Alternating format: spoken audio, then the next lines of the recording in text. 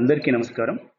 ఈ వీడియోలో మనం గ్రామ వార్డు సచివాలయాల యొక్క సిఎఫ్ఎంఎస్ చలానా పేమెంట్ ఏ విధంగా చేయాలో చూద్దాం.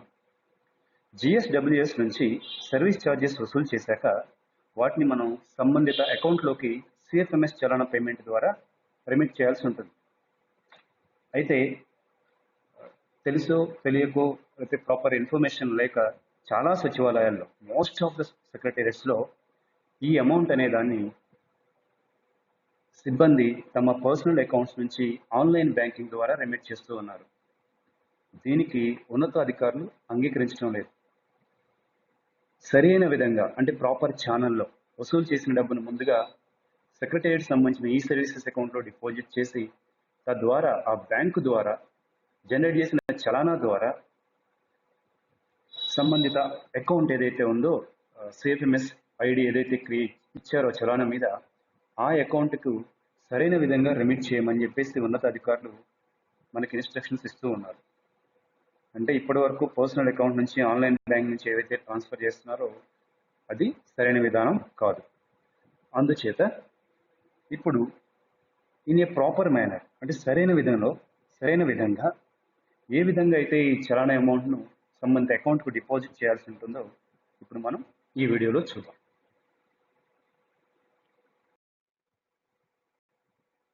అయితే అందుకు ముందుగా ప్రతి ఒక్కరు కూడా మన ఛానల్ను తప్పనిసరిగా సబ్స్క్రైబ్ చేసుకోండి.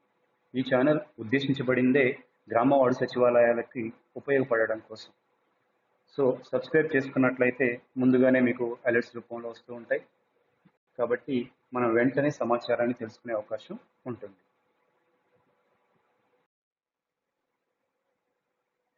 సిఎఫ్ఎంఎస్ చలానా పేమెంట్ ప్రాసెస్ మొత్తాన్ని కూడా 6 స్టెప్స్గా విభజించి ఈ వీడియోలో వివరించడం జరిగింది. మొదటి స్టెప్గా చలానాని అంటే సిఎఫ్ఎంఎస్ చలానాని ఏ విధంగా జనరేట్ చేయాలో చూద్దాం. రెండవదిగా ఆ జనరేట్ చేసిన చలానాలో చూపించబడినటువంటి అమౌంట్ను సెక్రటేరియట్ సంబంధించిన ఈ సర్వీసెస్ అకౌంట్లో ఏ విధంగా డిపాజిట్ చేయాలో చూద్దాం. మూడవదిగా ఆ డిపాజిట్ చేసిన అమౌంట్ను సిఎఫ్ఎంఎస్ అంటే జిఎస్డబ్ల్యూఎస్ అకౌంట్కు ట్రాన్స్ఫర్ చేయాల్సి ఉంటుంది. ఇందుకోసం ఎన్ఈఎఫ్టీ వాడాలి కాబట్టి ఈ నెఫ్ట్ ద్వారా ట్రాన్స్ఫర్ చేయడానికి మనం చేసుకోవాల్సిన ముందు ఏర్పాట్లు ఏవైతే ఉన్నాయో ఆ ఏర్పాట్ల గురించి నేర్చుకుందాం. నాలుగవ స్టెప్గా ఎన్ఈఎఫ్టీ ట్రాన్స్ఫర్ ఏ విధంగా చేయాలో చూద్దాం. ఇందులో 5వ స్టెప్లో ఏపీటీసీ ఫామ్ 10 జనరేషన్ చూపించబడుతుంది. చివరి స్టెప్గా చలానా అప్డేటింగ్ ఎలా చేయాలో చూద్దాం.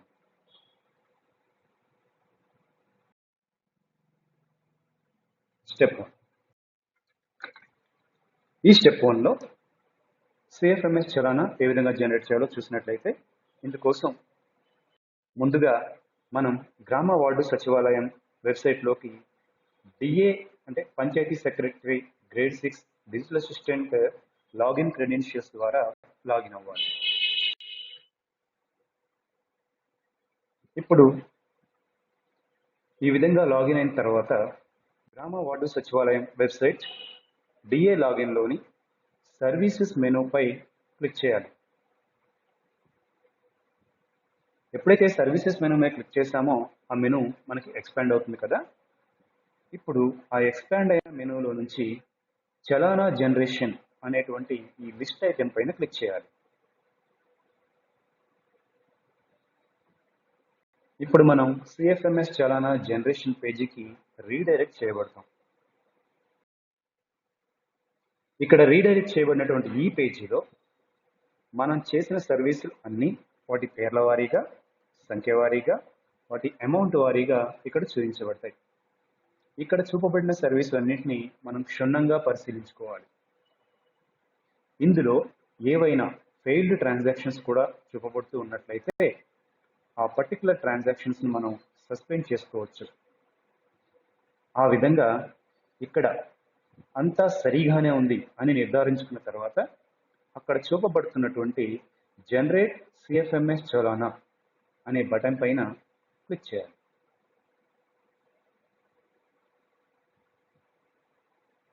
ఇక్కడ మీ ఇంటర్నెట్ స్పీడ్ని బట్టి సర్వర్ అందుబాటును బట్టి మనం కొద్ది సెకండ్లు వేసి చూడాల్సి ఉండొచ్చు. ఇప్పుడు ఆ వెబ్ పేజీ మన యొక్క చలానా స్టేటస్ను డిస్ప్లే చేస్తుంది. ఆ వివరాలను మనం ఇక్కడ సరిచూసుకున్న తర్వాత బాటమ్ రైట్ కార్నర్లో ఇక్కడ చూపబడుతున్నటువంటి ప్రింట్ సిఎఫ్ఎంఎస్ రిఫరెన్స్ ఫామ్ అనే బటన్ పైన క్లిక్ చేయాలి.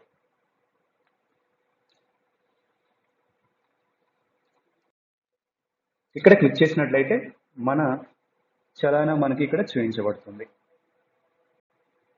ఈ చలానాను మీ కంప్యూటర్లో సేవ్ చేసుకొని మరో కాపీ ప్రింట్ తీసి పెట్టుకోవాలి. మన చలానాను ఒకసారి క్షుణ్ణంగా పరిశీలించినట్లయితే ఇక్కడ చాలా ముఖ్యమైన ఫీల్డ్స్ కొన్ని గమనించాలి. ఇందులో మొదటిది సిఎఫ్ఎంఎస్ ట్రాన్సాక్షన్ ఐడి, రెండవది మనం చేసిన సర్వీస్ పేరు, మూడవది మనం రెమిట్ చేయాల్సిన అమౌంట్, నాలుగవది ఎవరికి రెమిట్ చేయాలో ఆ డిడిఓ వివరాలు ఉన్నాయి. ఈ 4 అంశాలు చాలా ముఖ్యం. ఈ విధంగా మనం మొదటి స్టెప్లో సిఎఫ్ఎంఎస్ చలానా జనరేషన్ చూస్తాం.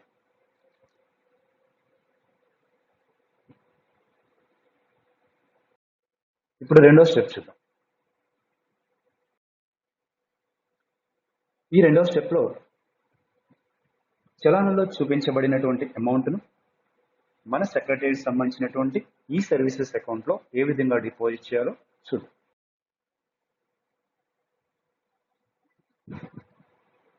దీనికోసమై సెక్రటరీకి సంబంధించినటువంటి సర్వీస్ అకౌంట్ ఏదైతే ఉందో, ఏ బ్యాంకులో అయితే ఉందో ఆ బ్యాంకుకు సంబంధించినటువంటి డిపాజిట్ ఫామ్ను నింపి చలానాలో చూపబడినంత అమౌంట్ను ఇందులో రాసి మొత్తం కరెక్ట్గా నింపాల్సి ఉంటుంది. ఉదాహరణకి ఆంధ్ర బ్యాంకుకు చెందినటువంటి ఒక డిపాజిట్ ఫామ్ను మనం పరిశీలించినట్లయితే ఆ ఫామ్ను నింపిన తర్వాత చూడటానికి ఈ విధంగా ఉంటుంది.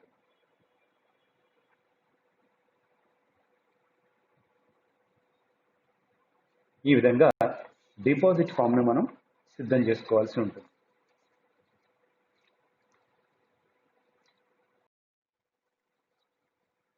స్టెప్ 3,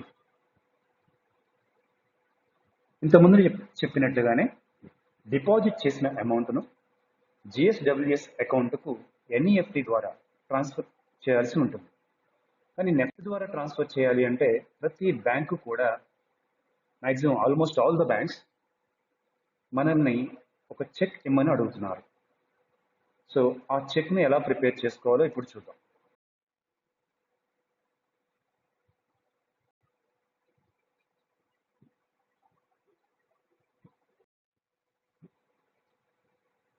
స్క్రీన్ పైన ఒక శాంపిల్ చెక్ చూపించబడింది. ఇక్కడ ఎవరికి పే చేయాలి అనేది చాలా ముఖ్యం. చూడండి, ఇక్కడ directorate of gram volunteers / ward volunteers ఈ విధంగా మెన్షన్ చేయాలి. తర్వాత అమౌంట్ ఎంతో ఇన్ వర్డ్స్ రాస్తాం, ఇన్ ఫిగర్స్ కూడా వేస్తాం, date and remaining things mention చేసేసి సంబంధిత డిడిఓ ఎవరైతే ఉన్నారో వారి సిగ్నేచర్ తీసుకుంటాం. కొన్ని బ్యాంక్స్ సిగ్నేచర్కి స్టాంప్ కూడా అటాచ్ చేయమంటాయి కాబట్టి మనం స్టాంప్ కూడా ఫిక్స్ చేయాల్సి ఉంటుంది.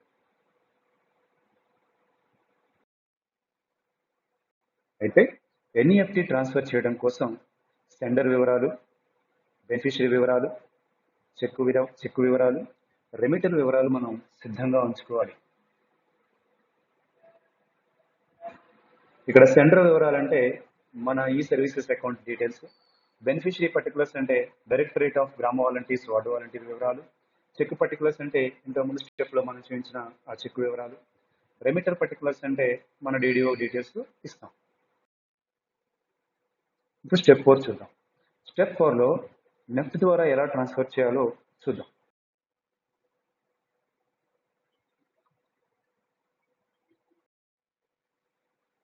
నెఫ్ట్ ద్వారా ట్రాన్స్ఫర్ చేయడం కోసం నెఫ్ట్ ఫామ్లో బెనిఫిషియరీ వివరాలు ఇక్కడ చూపించబడిన విధంగా ఉండాలి. బెనిఫిషియరీ నేమ్ దగ్గర డైరెక్టరేట్ ఆఫ్ గ్రామ వాలంటీర్స్ వార్డు వాలంటీర్స్ అని రాయాలి. బెనిఫిషియరీ అకౌంట్ నంబర్ దగ్గర ఇంతకుముందు మనం జనరేట్ చేసిన చలానాలో సిఎఫ్ఎంఎస్ ఐడి ఏదైతే చూపించబడిందో ఆ సిఎఫ్ఎంఎస్ ఐడిని రాయాల్సి ఉంటుంది. బెనిఫిషియరీ బ్యాంక్ నేమ్ దగ్గర ఆర్బిఐ అని రాయాల్సి ఉంటుంది. బెనిఫిషియరీ బ్రాంచ్ నేమ్ దగ్గర హైదరాబాద్ అని రాయాలి. అదేవిధంగా ఐఎఫ్ఎస్సి కోడ్ వచ్చి RBIS 0 GOAPER అని రాయాల్సి ఉంటుంది.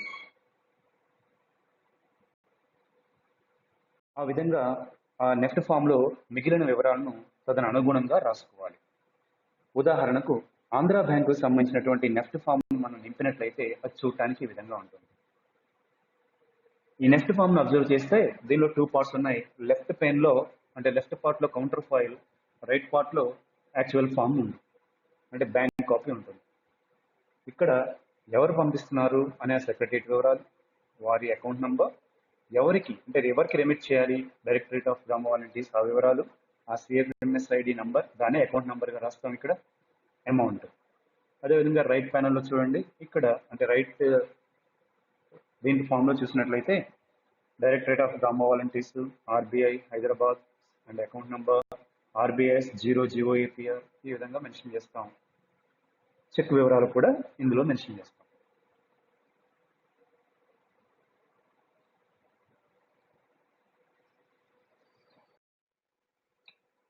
ఆ విధంగా deposit form, cheque, NEFT form నింపిన తర్వాత ఆ మూడింటిని చలానా మరియు అక్కడ చూపబడిన అమౌంట్తో సహా బ్యాంక్ డిపాజిట్ చేయాల్సిందిగా అందుకోసం ఉద్దేశించబడినటువంటి సంబంధిత ఫంక్షనరీ గారికి ఇవ్వాల్సి ఉంటుంది. ఉదాహరణకి ప్రస్తుతం ఈ బాధ్యత మహిళా పోలీసు వారికి అసైన్ చేయబడింది కాబట్టి వారికి ఇచ్చి ఈ బ్యాంకింగ్ ట్రాన్సాక్షన్ పూర్తి చేయవలసిందిగా కోరాల్సి ఉంటుంది.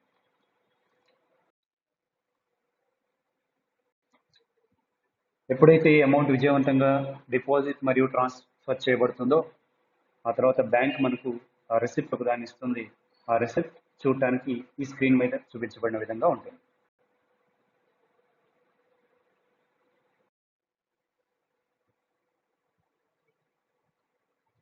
ఇప్పుడు మనం స్టెప్ 5 చూద్దాం. ఇంతకుముందు మనం చలానా జనరేట్ చేసినప్పుడు చలానా స్టేటస్ డిస్ప్లే అనే పేజీలో బాటమ్ రైట్ కార్నర్లో ప్రింట్ సిఎఫ్ఎంఎస్ రిఫరెన్స్ ఫామ్ అనే బటన్ చూసాం. ఆ బటన్ పైన క్లిక్ చేయడం ద్వారా మనం చలానా జనరేట్ చేసాం కదా. అయితే ఆ చలానా జనరేట్ చేసిన తర్వాత ట్రాన్సాక్షన్ హిస్టరీని కనుక మనం గమనించినట్లయితే అక్కడ UTR bank reference number, deposit date అనేవి బ్లాంక్గా ఉంటాయి. ఎప్పుడైతే మనం చలన అమౌంట్ను విజయవంతంగా GSWS అకౌంట్కి ట్రాన్స్ఫర్ చేశామో ఆ విధంగా అమౌంట్ బెనిఫిషరీకి క్రెడిట్ కాగానే ఈ UTR bank reference number, deposit date అనేవి ఆటోమేటిక్గా ఫిల్ అయ్యి కనిపిస్తాయి మనకి.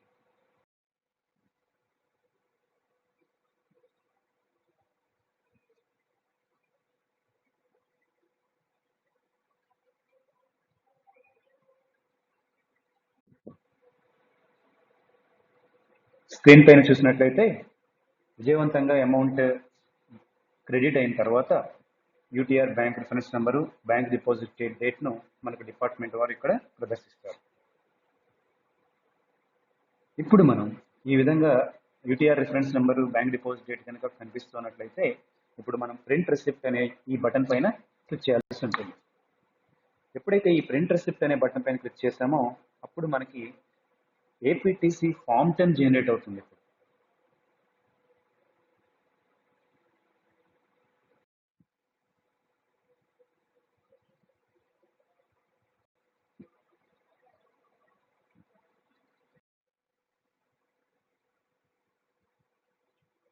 APTC ఫామ్ 10 చూడటానికి ఈ విధంగా ఉంటుంది.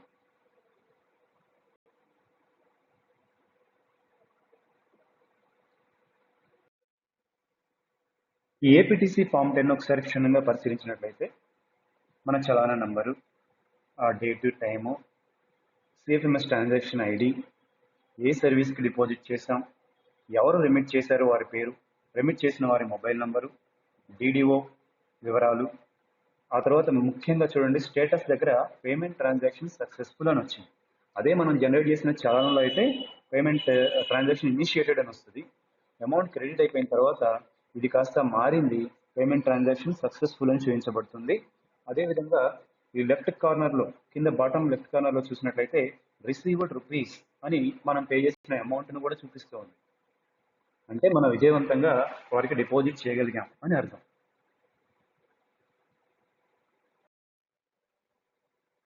ఇప్పుడు చివరిదిగా స్టెప్ 6 చూద్దాం. ఇప్పుడు మన చలానాకు సంబంధించినటువంటి బ్యాంక్ వివరాలను మనం ఈ స్టెప్ 6లో అప్డేట్ చేయాల్సి ఉంటుంది. ఇందుకోసమై సేఫ్ ఎంఎస్ ట్రాన్సాక్షన్ హిస్టరీలో అక్కడ చూపించబడినటువంటి అప్డేట్ బ్యాంక్ డీటెయిల్స్ అనే బటన్ పైన మనం క్లిక్ చేయాలి.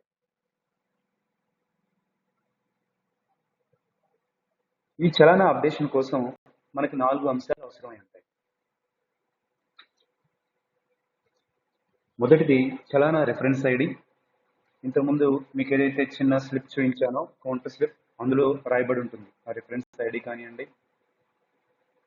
తర్వాత కౌంటర్ ఫైల్, బ్యాంక్ నుంచి మనకి ఇష్యూ చేసిన కౌంటర్ ఫైల్ ఏదైతే ఉందో దాన్ని ఇంతకు ముందే మనం స్కాన్ చేసి సేవ్ చేసి పెట్టుకొని ఉంటాం. ఆ కౌంటర్ ఫైల్ని ఎంచుకోవాలి, దాన్ని అప్లోడ్ చేయాలి, ఆ తర్వాత అప్డేట్ బటన్ పైన క్లిక్ చేయాలి. ఈ 4 స్టెప్స్ చేయాల్సి ఉంటుంది. మన కౌంటర్ ఫైల్ మరొకసారి గమనించితే దీనిలో ఇక్కడ లెఫ్ట్ కార్నర్లో ఏదైతే రాయబడి ఉందో ANDBN 2025 సంథింగ్, ఇది మన ట్రాన్సాక్షన్ సంబంధించిన ఐడి అనుకోవచ్చు.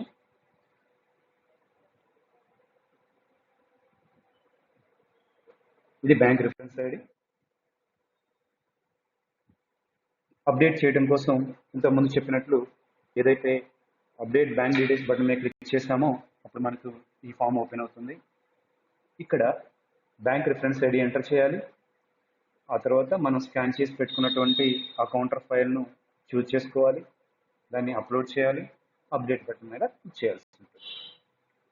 ఎప్పుడైతే మనం రిఫరెన్స్ ఐడి ఎంటర్ చేసి ఆ ఫైల్ను అప్లోడ్ చేసామో అప్పుడు మనకి స్క్రీన్ ఈ విధంగా రెస్పాన్స్ ఇస్తుంది. ఫైల్ అప్లోడెడ్ సక్సెస్ఫుల్లీ అని చెప్తుంది. ఆ తర్వాత ఓకే మీద క్లిక్ చేస్తాం. చివరిగా అప్డేట్ అనే ఈ బటన్ మీద క్లిక్ చేయగానే your bank details updated successfully అని కూడా వస్తుంది. That's it, you are done. Thank you.